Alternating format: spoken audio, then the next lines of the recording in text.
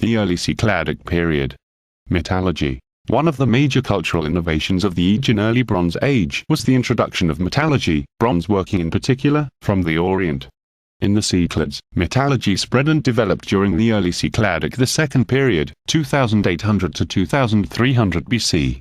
The Cycladic islands had notable sources of metals for the time: copper on Kythnos and possibly Seriphos, lead and silver on Cythnos.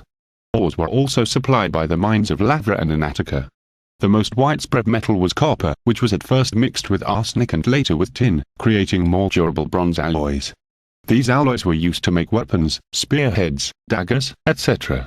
Tools, chisels, axes, drills, saws, fishing hooks, etc.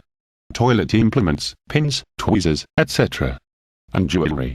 Artifacts of other metals are rare. Silver jewelry and miniature vessels, bronze figurines, lead boat models and clamps for repairs. The only gold object known from this period is a necklace bead. Direct evidence for the working of bronze in the Cyclades is limited but instructive. Remains of hearths and crucibles of the Early Cycladic the third period have been found at Castrion Syros, together with slags and stone molds which show that metalsmiths knew how to cast bronze and produce both cast and hammered objects.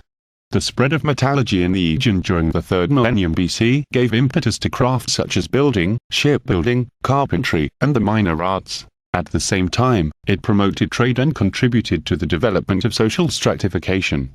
Mainly, however, it brought important changes in the techniques of warfare.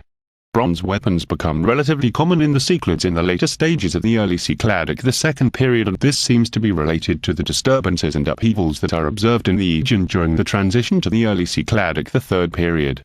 According to one theory, this turmoil was due to conflicts between local populations for the control of sources of raw materials, such as copper, or access to networks trafficking metals that were more difficult to obtain, such as tin.